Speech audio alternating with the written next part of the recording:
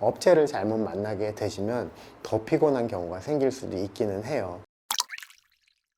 안녕하세요 여러분, 김정현입니다. 저는 상업 인테리어를 하고 있어요. 그래서 이 상업 인테리어에 한해서 셀프로 공사를 할 때와 업체를 통해서 할 때의 차이점에 대한 말씀을 좀 나눠보려고 해요.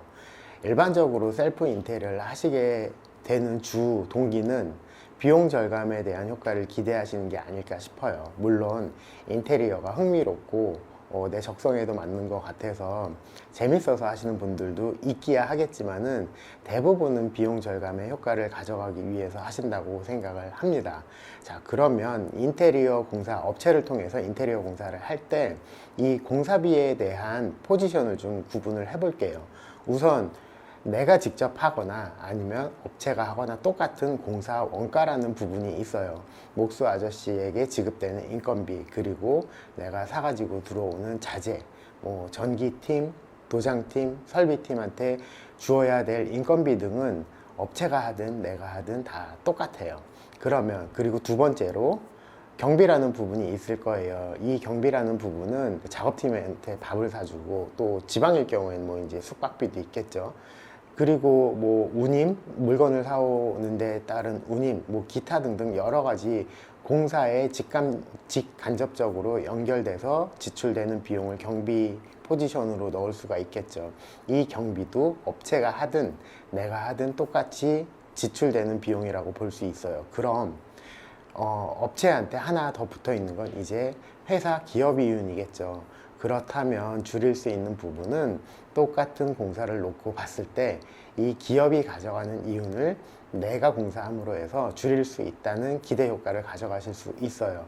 근데 이게 정말로 그럴지 한번 생각을 해볼게요. 공사를 싸게 하고 싶어서, 그리고 뭔가 공사를 해서 오픈을 시킨 다음에 장사를 빨리 해야 되는데, 일반적으로 업체를 통해서 했을 경우에 한 달 정도면 끝날 공사가 미숙한 내가 그 업체와 똑같이 한 달 안에 공사가 끝난다라는 보장이 없어요.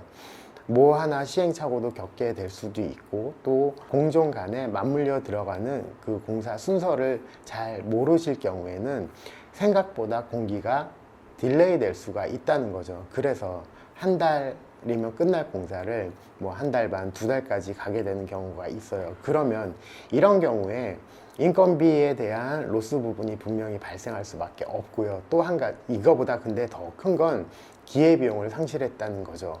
내가 한 달 먼저 오픈했으면 뭐 발생하는 매출이나 수익이 크지는 않았겠지만 그 사이에 홍보할 수 있고 가져갈 수 있었던 기회를 잃어버리게 되는 거예요. 그래서 싸게 하려고 했지만 실제 공사 기간이 늘어남으로 해서 발생되는 손해, 이거는 피부로 사실 느껴지지 않기 때문에 잘 모르시기는 하는데 분명히 손해를 보고 계시는 부분이라고 생각을 해요. 또 두 번째로, 공사 기간이 늦어졌다, 아니면 공사 기간을 제대로 그 시기에 맞게 한 달 안에 딱 끝냈는데, 보통 업체를 통해서 공사를 할 경우에 현장이 진행되는 동안 나는 이 매장에 대한 오픈 준비를 했어야 돼요. 근데 내가 직접 현장에 와서 공사를 하다 보니 이 오픈에 대한 신경을 쓸 겨를이 없어서 공사를 완성시켜 놓고도 또 오픈 준비를 따로 해야 되는, 시간적으로 손해볼 수밖에 없는 구조가 되겠죠.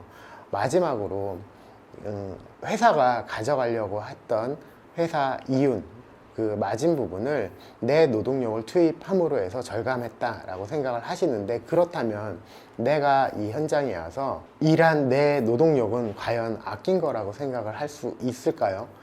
내가 노동해서 들어가는 비용을 아꼈다라고 생각하신다면 그거는 어쩔 수 없어요. 근데 저는 내 노동력이 투입돼서 그 현장이 돌아가는 동안 저 같았으면은 다른 더 발전적인 일을 하지 않았을까라는 생각이 들어요. 셀프 그 인테리어를 하고 나서 혹여 AS 거리나 하자 보수를 할 경우가 생길 때 과연 어떤 공종한테 정확하게 이 하자 보수 요청을 할 수 있을까요? 예를 들어서 물이 샌다라고 볼게요.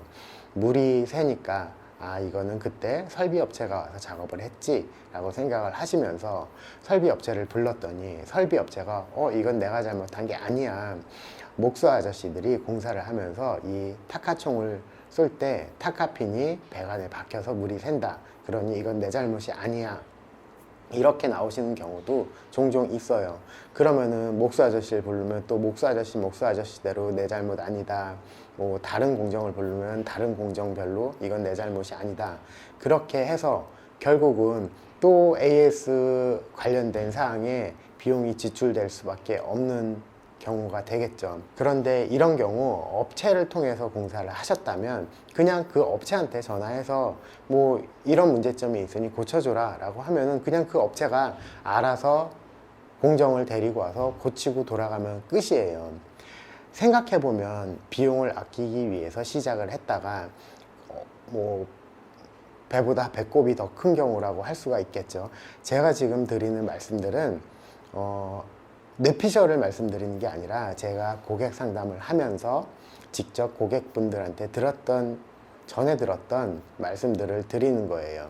그래서 처음에 내가 돈 좀 아껴보려고 셀프로 했다가 나 너무너무 많이 고생했다. 그래서 이제 2번 다시 셀프로 공사 안 할 거야 라고 하시면서 오시는 고객들이 계세요. 그분들한테 전에 들은 말씀을 드리는 거니까 혹여 셀프로 인테리어를 하시겠다라고 생각을 하신다면 하지 말라는 게 아니라 이런 기회비용이나 또 내가 이 셀프 공사를 하기에 적합한 사람인가를 한 번쯤 생각해 보실 필요는 있지 않나 라는 생각에서 영상을 만들어 봤어요. 무조건 업체가 다 잘한다라는 건 아니에요. 업체하고 공사를 진행하시더라도 제대로 된 업체를 만나서 공사를 하셔야 정해진 기간에 잘 마무리가 되고 나는 내가 할 일에 신경 쓰면서 장사를 잘 할 수 있는 거지, 업체를 잘못 만나게 되시면 더 피곤한 경우가 생길 수도 있기는 해요. 그러니 업체한테 하세요, 셀프로 공사하세요, 이런 말씀을 드리는 게 아니라 반드시 내가 어떤 매장을 오픈하기 위해서 셀프로 인테리어를 할까 아니면 업체를 통해서 할까 라고 생각을 하실 때 한 번쯤 꼭 생각해 보실 필요가 있지 않을까 라는 취지에서 말씀드려 봤습니다. 오늘 영상은 여기까지 할게요. 감사합니다.